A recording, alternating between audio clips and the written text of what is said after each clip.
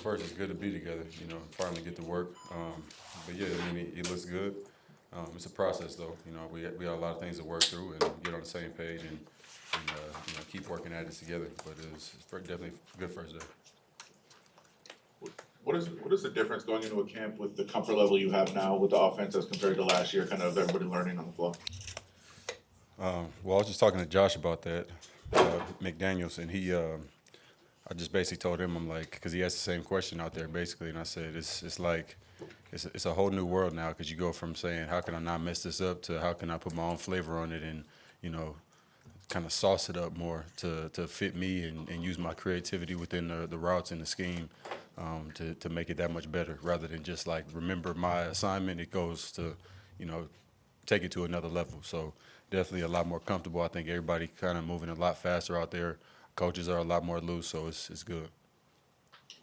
Davante, I think it was last week you had on the Dan Patrick show and had a pretty lengthy quote about a conversation you had with Josh Jacobs. How do you kind of balance that between trying to support him in his endeavors, but also obviously wanting him to be on the field with you always as soon as possible?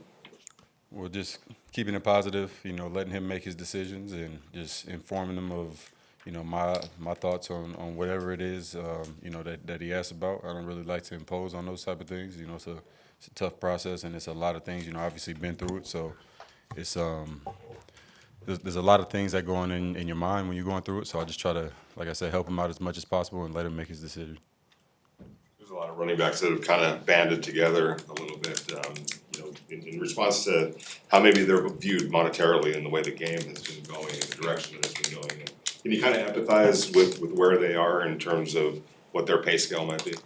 Yeah, obviously. I mean, it's obviously a very crucial position to this league, and there's a lot of good ones out there that they do what they do on the field to be compensated for it, and it's a tough battle between organizations in that position right now, definitely. But I definitely stand with those guys out there being a player, and also you understand how the clubs view it too. But it's a tough one to balance if you're not in those shoes. You just try to be there and support them as much as possible.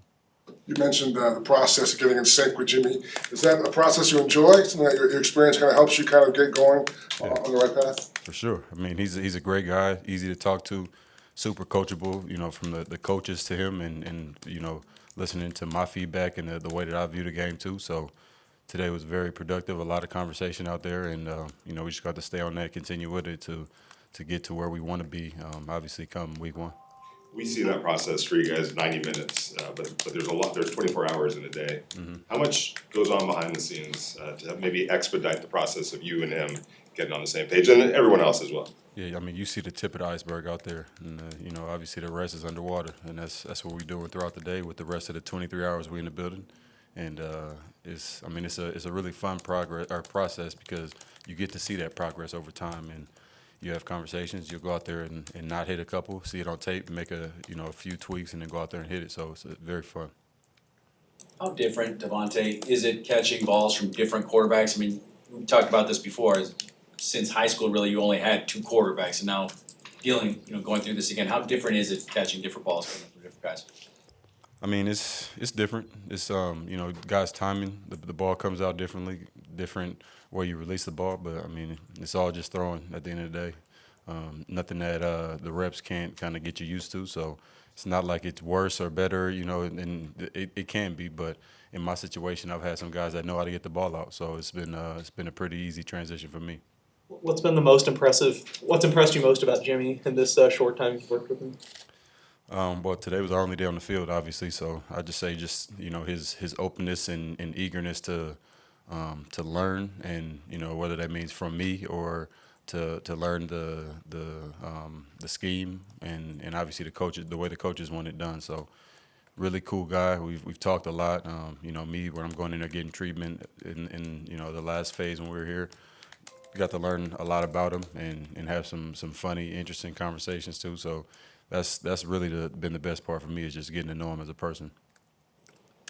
You've obviously been through a lot of off seasons in your career. Like, can you assess how that off season went for you? Like, do you know going into camp if it was really good? Like, how you feel? Like, can you kind of judge that? If I'm healthy, it's always good. I mean, I don't change the way I do things. I try to do everything the right way, and I attack my off season. Obviously, you cater to different needs based off where you're at, whether it's your age or where you want to improve different parts of your game. So obviously, it's not going to be the exact same regiment, but I hit it the same way. You know, I never.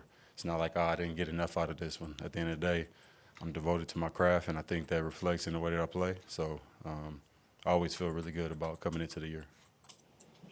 As you approach a season, obviously this is kind of day one of the season as we look at it in a different way, but as you approach a season, do you change like your goals every year? Do you change what you want to accomplish, or is it always kind of the same thing that you're working for? I change very specific goals. You know, as far as a goal for me is being more efficient at the top of a comeback. You know, it's not having 1,500 yards again. You know, at the end of the day, I'm gonna do enough right on the tape to where, you know, I'm gonna get enough looks from the quarterback and, you know, obviously my coaching staff to where the numbers are gonna be there as long as, you know, God willing, I'm healthy.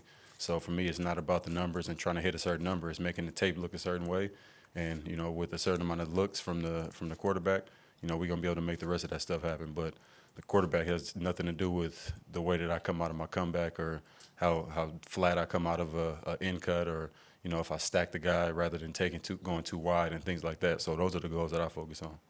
I'll tell you, you guys added a lot of receivers this offseason between Jacoby Myers, DeAndre Carter, Trey Tucker, and others. How do you think that improved depth can sort of help you overall as well? I mean, obviously we brought in some guys that know how to move, got some creativity.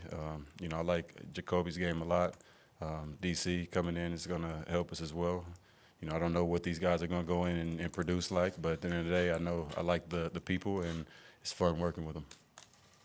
What is it about the Jacoby's game that you like? What is it about Jacoby's game that you like?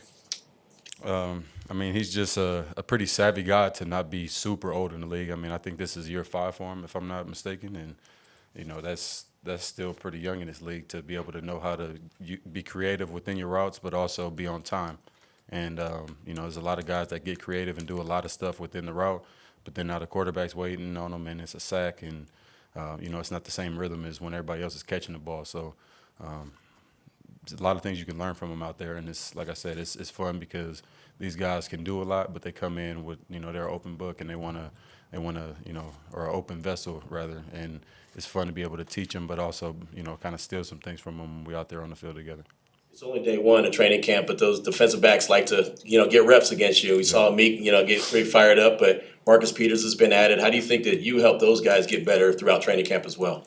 Yeah, man. I mean, it's a, you know, iron sharpen iron type game out there, and, you know, I love to see those guys getting fired up because I want to see them doing the same thing when they make a play against somebody else, and, you know, I'm definitely gonna turn up on them when I make those plays. So I love to see that type of fire and excitement, and obviously it means a lot to them. You know, not being funny, but it means a lot to them to make a play on me in those situations. So, you know, I got to make sure I don't let them get it. I don't want to kill anybody's confidence, but it's my job to not give too many opportunities for them to be out there beating on the chest. I'm not sure how many times you've gone up against Marcus, but, you know, you look at the interception numbers, and that doesn't happen by accident. Nah, not at all. What, from a wide receiver's perspective, what do you see from his game that allows him to be kind of that productive in a very hard part of the game? Yeah, I mean, obviously you got to be a smart player to be able to be on defense and catch the ball as many times as what he has in his career. You know, it doesn't happen, which means it's not just going to go out there and happen again just because he's had it in the past. You know, you got to still come in doing the right things. But I've known Marcus for a long time. You know, we're not family, but we kind of got the same family. So I've been a fan of his game for a while, and being from the same area, I'm definitely rooting for him to have a great year.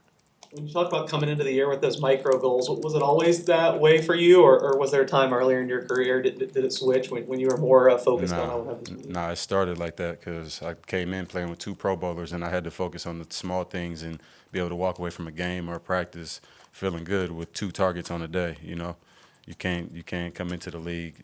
You got to be humble when you approach this type of league because there's some big dogs out there, and until you one of them, you got to wait your turn. And for me, it was just locking in, just like when I was at Fresno and I wasn't on the field yet. It was be the scout team player of the week every single week, and then that turned into the scout team player of the year, and that turned into a freshman All-American. And then, you know, we know what happened the last year there, and then after that, you got to restart kind of with hit that restart button or refresh button, shall I say, and come in with the same mindset that you did when you were a small fish in a big pond, and you know, get those small goals together. That way, you're not basing your success off of you know, wins and losses or just how many numbers you had, because I don't really control how many times I get the ball. I control what I do with my route and my assignment every time I step up there.